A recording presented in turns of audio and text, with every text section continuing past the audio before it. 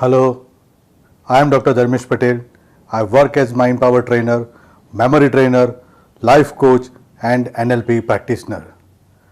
Overcoming memory hurdles video series के 6वें part में आज हम देखेंगे एग्ज़ाम फियर एंड फोबिया। आज के इस वीडियो में हम देखने वाले हैं एग्ज़ाम फियर की इफ़ेक्ट, एग्ज़ाम फियर कैसे डेवलप होता है, ये एग्ज़ाम फियर को कैसे ओवरकम किया जाए। एग्ज़ाम के अलग अलग स्वरूप होते हैं, जैसे कि वाइवा, इंटरव्यू, स्टेज पे परफॉर्मेंस। इस प्रकार के अलग अलग एग्ज़ाम के स्वरूप हो सकते हैं। हाँ, आप जानते हो कि एग्ज़ाम फियर विद्यार्थी को प्रभावित करती है, एग्ज़ाम फियर विद्यार्थी को डिस्टर्ब कर देती है, एग्ज़ाम फियर विद्यार्थी की मेमोरी को कम कर देती है, एग्ज़ाम फियर विद्यार्थी को रिकॉल करने की जो कैपेसिटी है उस पे बाधा डालती है।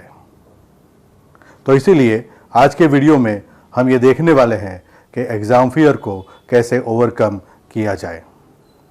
आज का ये विषय विद्यार्थी से ज़्यादा विद्यार्थी के माता पिता, शिक्षक और समाज के अन्य व्यक्तियों के लिए ज़्यादा महत्वपूर्ण है। डर एक नकारात्मक भावनाओं की अवस्था है। इसी नकारात्मक भावना की अवस्था में विद्यार्थी अपने अर्धजागृत मन के याद शक्ति के संग्रह स्थान से पुनः याद नहीं कर पाता, यानी कि रिट्राइव नहीं कर पाता, रिकॉल नहीं कर पाता। जब विद्यार्थी परीक्षा के समय के दौरान परीक्षा के डर से प्रभावित होता है, विद्यार्थी रिकॉल नहीं कर पाता। विद्यार्थी रिकॉल नहीं कर पाता, इसके बहुत सारी वजह है। उसमें जो प्रमुख वजह है, प्रमुख कारण है, ये इस प्रकार है। Number 1, dissatisfied attitude of parents, teacher and people of society. I repeat, dissatisfied attitude of teachers, parents and people of society. चलिए ये समझते हैं। जब बच्चा छोटा था, जब स्कूल से वो अवगत नहीं था, स्कूल नहीं जा रहा था, तब तक तो क्या परीक्षा और क्या परीक्षा की असर है और क्या परीक्षा का डर। पर विद्यार्थी, ये बच्चा जब पहली बार स्कूल गया, स्कूल में एग्ज़ाम हुई और एग्ज़ाम का रिजल्ट लेके अपने माता पिता के पास आके वो दिखाता है, तब वो आश्चर्यचकित होता है। जब माता पिता को इस विद्यार्थी को अप्रिशिएट करना होता है, उसकी जगह माता पिता उसके सामने डिससेटिस्फाइड एटीट्यूड प्रकट करते हैं।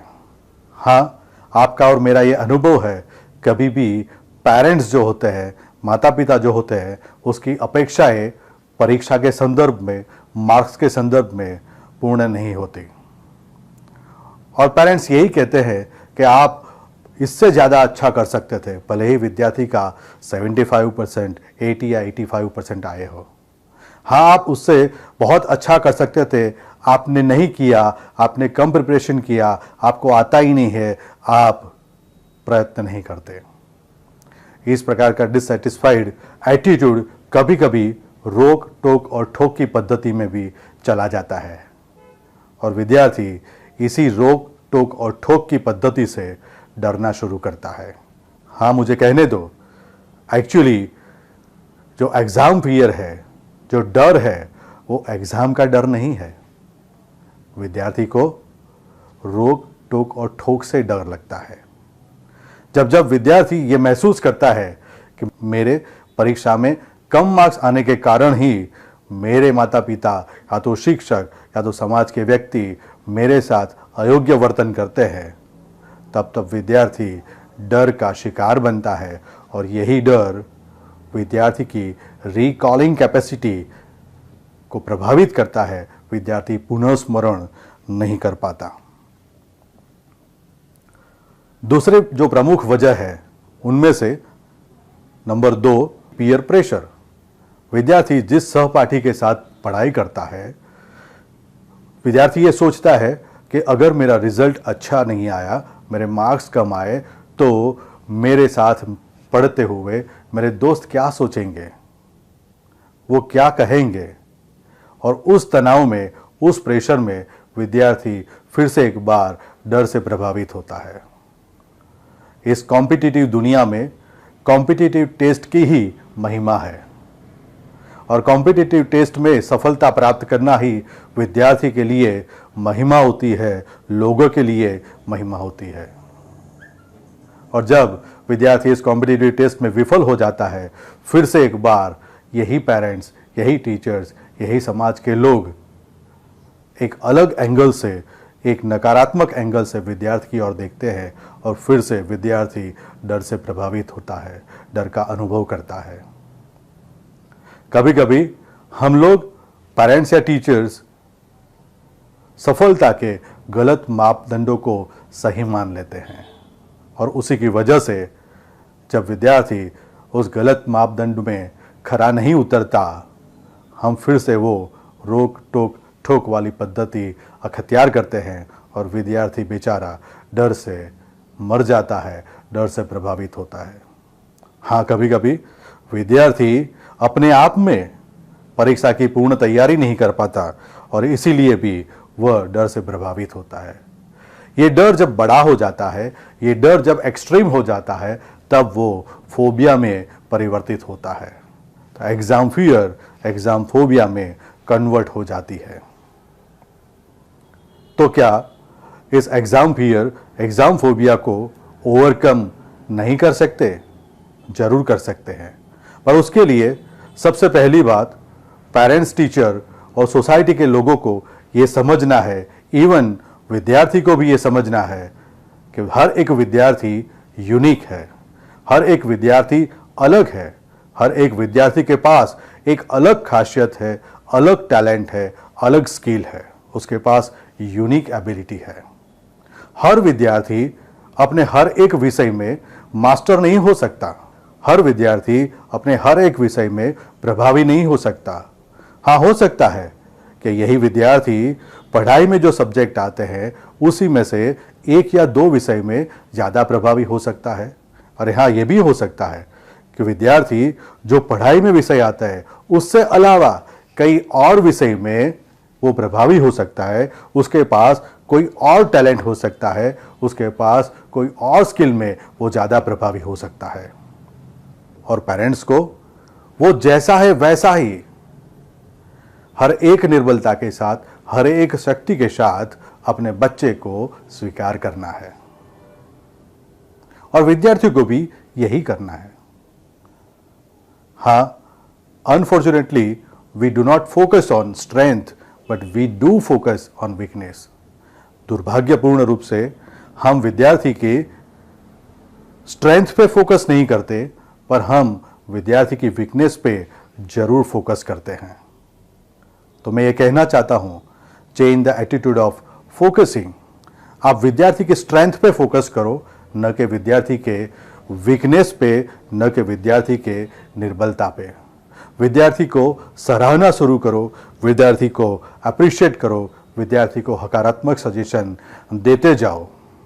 विद्यार्थी को ये समझाओ कि मार्क्स ही सफलता को व्याख्यायित नहीं करता। अगर ये होता तो धीरूभाई अंबानी, सचिन तेंदुलकर, लता मंगेशकर के बिल गेट्स जैसे व्यक्ति सफल नहीं होते। उन्होंने कभी भी मार्क्स को महत्वपूर्ण नहीं समझा। वो परिणाम के पीछे नहीं भागे, पर वो जुनून के पीछे भागे और सफल हो गए। अगर पेरेंट्स आप ये समझ चुके हो तो अब आपकी बारी है। आपको आपके बच्चे को यही समझाना है। और हाँ, विद्यार्थी को अपने आप को, खुद को सभी निर्बलताओं के साथ स्वीकार करना है। निर्बलता को ओवरकम करने के प्रयत्न करने हैं और स्ट्रेंथ का उपयोग करके ज़्यादा सफल होना है। विद्यार्थी को अपनी प्रिपरेशन, परीक्षा की प्रिपरेशन पूर्ण रूप से करनी है। हाँ, विद्यार्थी को अपने 100% प्रयत्न परीक्षा की तैयारी में डाल देना है। विद्यार्थी को लर्निंग के पीछे भागना है, नहीं कि मार्क्स के पीछे। जब विद्यार्थी एक्सेलेंसी के पीछे भागेगा, अपने आप सफलता इनके पीछे भागेगी।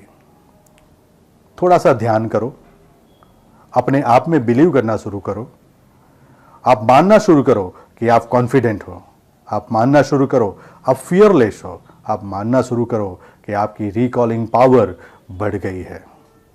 हाँ, विद्यार्थी स्वसूचनों का बार बार उपयोग करके अपने आप को कॉन्फिडेंट बना सकता है। इस प्रकार के स्वसूचन विद्यार्थी अपने लिए उपयोग कर सकता है, जैसे कि day by day in every way I am getting better and better, day by day in every way I am getting more and more recalling power, day by day in every way I am becoming more and more confident। इस प्रकार के स्वसूचन आप अपने लिए कीजिए। हाँ, मैंने इस वीडियो से पहले 2 वीडियो बनाए हैं जिसका नाम है ऑटो सजेशन और बिलीफ एंड मेमोरी। इनको आप जरूर देखिए। हाँ, आप मेमोरी रिकॉलिंग मेथड को मास्टर कीजिए, उसमें आप प्रभावशाली बनिए। आपको एग्जाम से पहले कॉन्फिडेंट बूस्टअप एक्सरसाइज करनी है। परीक्षा खंड में आप शांति से बैठिए और रिलैक्सेशन टेक्निक का उपयोग कीजिए। और आप साइकोलॉजिस्ट को या तो थेरापिस्ट को भी संपर्क कर सकते हो।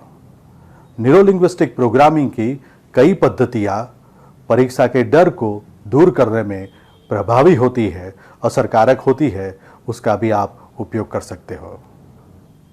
अंत में मैं आशा करता हूं कि ये वीडियो आपको बहुत बहुत उपयोगी होगा।